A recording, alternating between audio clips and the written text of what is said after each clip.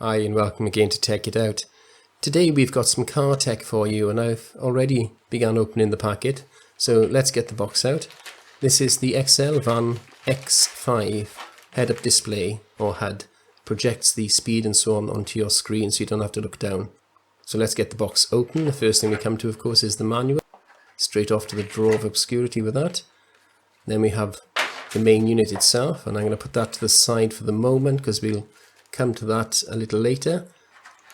We have the lead with the OBD2 plug on it, and on the other end we have a USB mini plug. Then we have a double-sided sticky pad. This is a rubber pad that you put on your dashboard and it sticks to the dashboard, and this sticks to that and stops it sliding about. Then we have this bit of silvery looking perspex, and that's all that's in the box. So let's have a look at the main unit itself.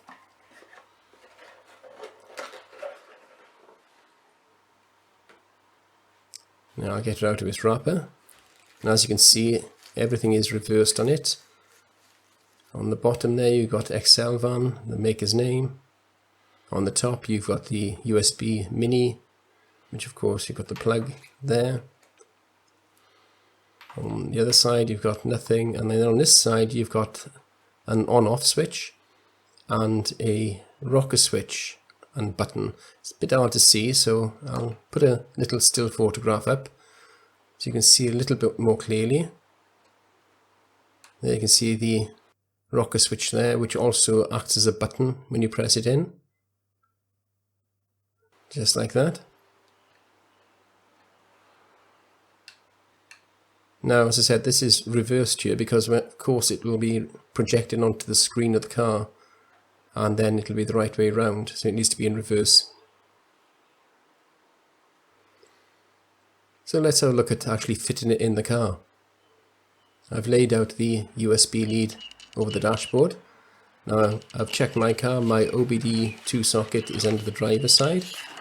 There it is in pink. So we just need to plug that lead in. And it all tucks away nicely, the wiring around the side there. So we'll get the unit now and we'll plug the unit in itself. First of all though, we need to put the non-slip mat onto the dashboard.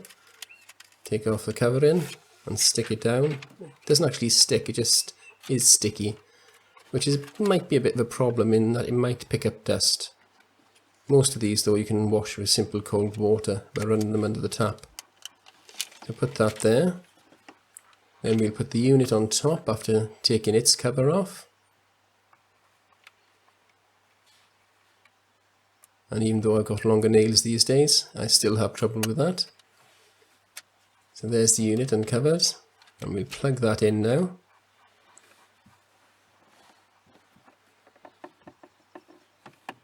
And it comes on. It's actually powered via the OBD2 port as well. You don't need any extra power. So we'll just put that in place, try and get it straight. Now as you can see, it is projecting onto the screen already. And what you may also be able to see there is that you're actually getting a double image on the screen of the car. This is of course because a lot of cars, most cars these days, have got laminated screens.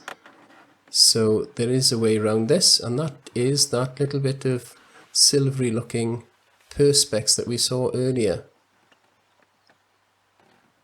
So we'll fit that in a moment, but first of all, this is right in my line of sight and I'm not quite so happy with it being there.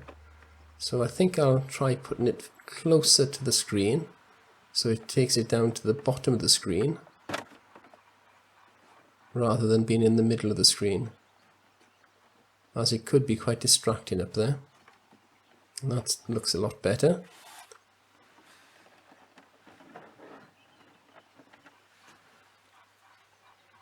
Yes, that's much better there. Now we start the car up in a moment, but first of all I'm going to put this piece of clear perspex on. It's very thin. You could put it on that way I suppose, but it is meant to go on horizontal. It is marked with these two tabs. One says back and one says front, obviously. We'll just take the cover off that. And it's just like a phone screensaver or a tablet one, it just sticks on. Again, it's not a glue, it's just like a sticky covering. So we take the front cover off, and immediately you can see the difference. It's now a single image, no reflection, although there's a couple of bubbles, and it's much brighter as well, much more clear to see. And here's a view from the front, so you can see it a lot better. With the engine running there, you can see it revving.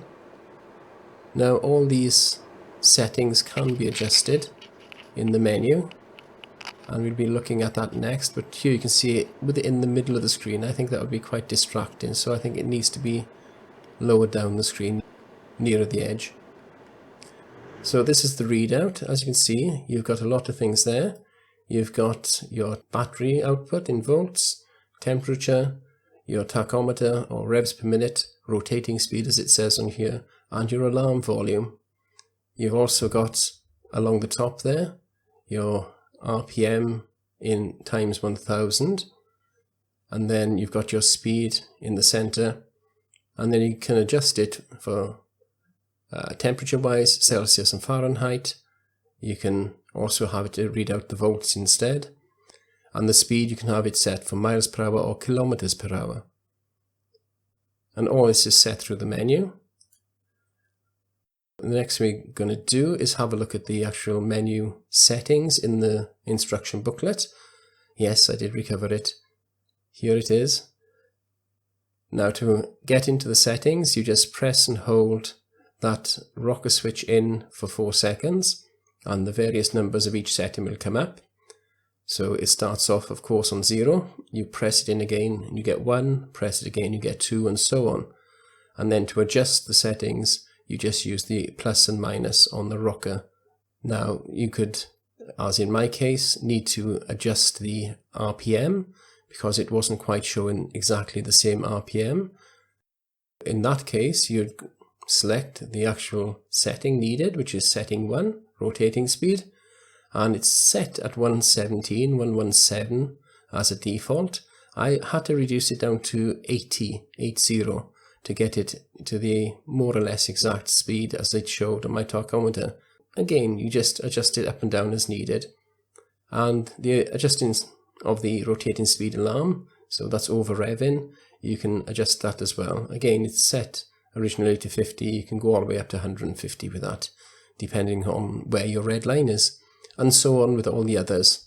So it's quite simple. Press and hold that button in, and then use the rocker itself to adjust the menu setting. And then at the end, again, you press and hold the rocker in for a further 4 seconds, and job done. Now I bought this from the same seller on eBay who I have recently reviewed some of their products of, that is Excelvan, and they are still offering a 5% discount with the code TechItOut4, which you put into the message of the payment section, not into the actual code section, eBay itself, which is a bit odd, I know, and they will credit you with 5% discount. I'm not getting any sales revenue from this myself. I bought this unit myself and I paid for it myself. They didn't give it to me this time. The only thing they have sent me is that wireless charger that I reviewed a few days ago. So this is an independent review. They're all my own thoughts on the product. So that's the Excelvan X5 HUD, or head-up display. It seems to work very well in bright daylight, and I would imagine it would work a lot better again at night. And of course, these have the added benefit of you not having to take your eyes off the road to see and check your speed, especially when you're going through those nasty speed cameras. Again then, thank you for watching.